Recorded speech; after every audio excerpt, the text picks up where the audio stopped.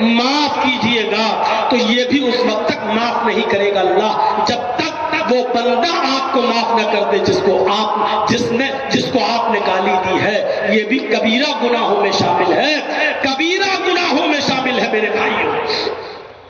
ہماری آنکھوں کے سامنے ظلم ہوتے رہتے ہیں، ہماری آنکھوں کے سامنے ظلم ہوتے رہتے ہیں۔ کیا کوئی آدمی ہے جو ظالم کو اس کے ظلم سے روکے؟ ہے کوئی؟ من مشى مع ظالم ليغويه، اللہ کے نبی فرماتے ہیں جو ظالم کے ساتھ چلا اس ارادے کے ساتھ کہ ظالم کو تقویت پہنچائے، اس ارادے کے ساتھ کہ ظالم کا ساتھ دے، ظالم کو تقویت پہنچائے، فقد خرج من الاسلام، اللہ کے نبی فرماتے ہیں کہ وہ اسلام سے نکل جاتا ہے، وہ اسلام سے خارج ہو جاتا ہے۔ ہم غور کریں کتنے ایسے موقع ہیں جو ہم اپنے ظالم دوست کا ساتھ دیتے ہیں، پہلے سے فون پہ کہہ دیا جاتا ہے میرے دوست آج حق ادا کر دیجئے میرا، آج فلاں فلاں آدمی کی گواہی میں تم تھوڑا سا ہماری طرف سے بول دو۔ آپ جانتے ہیں کہ میرا دوست ہم سے جھوٹ بلوا رہا ہے، آپ جانتے ہیں کہ میرا دوست ظالم ہے، لیکن اس کے باوجود آپ اس کا ساتھ دے رہے ہیں صرف اس لیے کہ وہ دوست ہے۔ من مشى مع ظالم ليغويه، اللہ کے نبی فرماتے ہیں جو ظالم کے ساتھ کھڑا ہوا اس لیے کہ اس کو طاقت پہنچائے، اس کا ساتھ دے، فقد خرج من الاسلام، وہ اسلام سے خارج ہو جاتا ہے۔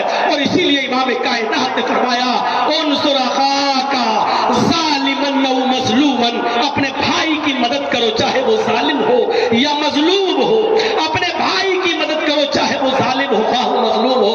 صحابہ نے کہا اللہ کے رسول مظلوم کی مدد تو سمجھ میں آتی ہے، بیچارہ جس پر ظلم ہوتا ہے، لیکن ظالم کی مدد کیسے کریں؟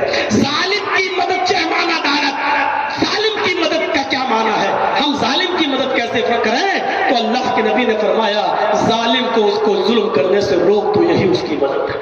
چاہتا ہوں کہ ظالم کو ظلم کی سزا فوراً نہیں ملتی ہے، جیسے شخص کو بھی 2-2.5 سال کے بعد ملی، لیکن ملی 1 انچ بھی اگر کسی کی زمین پر قبضہ کیا ہے، کسی کی ماں بہن کو گالی دی ہے، کسی کو برا بھلا کہا ہے، آج ہی سے معافی تلافی کر لو، اپنے معاملات صاف کر لو۔ محمد رسول اللہ صلی اللہ علیہ وسلم نے انتقال سے 4 دن پہلے بھی یہی کہا تھا، جس دن آپ نے یہ کہا تھا کہ میں تمہارے درمیان 2 چیزیں چھوڑ کر جا رہا ہوں، اس سے پہلے آپ نے یہ بھی کہا تھا کہ اگر میں نے کسی کو مارا ہو تو آؤ تو مجھ سے اپنا بدلہ لے لے، اگر میں نے کسی کو تھپڑ مارا ہے تو وہ مجھے بھی مار لے، میں نے کسی کو کچھ کہا تو وہ آج مجھے کچھ کہہ لے۔ نبی اکرم نے عوام کی عدالت میں اپنے آپ کو سامنے رکھ کر کہا تھا اگر میں نے کسی کے ساتھ کوئی برا سلوک کیا تو آج اپنا انتقام لے لے اور بدلہ لے لے۔ میرے پیارے ساتھیوں، یہ وہ ہستی ہے جس ہستی کے بارے میں ہم اور آپ 5 اذان کے بعد نماز کے بعد یہ دعا مانگتے ہیں، وَبَعَثْهُ مَقَامًا مَحْمُودًا، جس کو مقام محمود کے لیے جس کے ہم دعائیں کرتے رہتے ہیں۔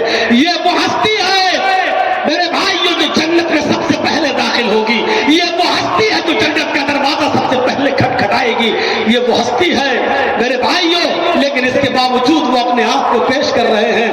یہ لو اگر میں نے کسی کو مارا ہو تو یہ میں نے اپنے اوپر سے چادر ہٹا دی، تم بھی آؤ اور اپنا انتقام لے لو، اپنا بدلہ لے لو۔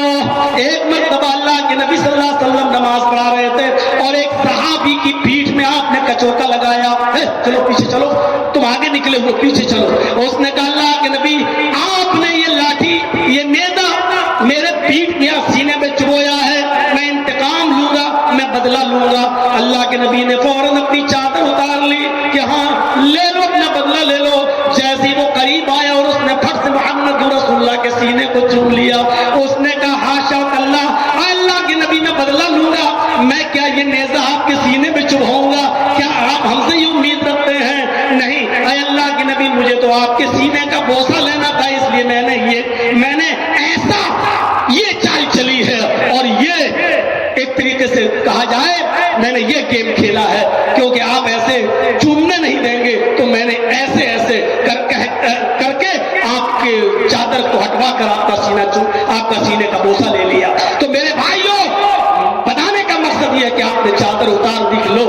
سکتا ہے انتقام لے لو، اپنے آپ کو بدلے کے لیے پیش۔ وہ ہستی جب کر سکتی ہے تو ہم اور آپ ان سے بڑے تو نہیں ہیں۔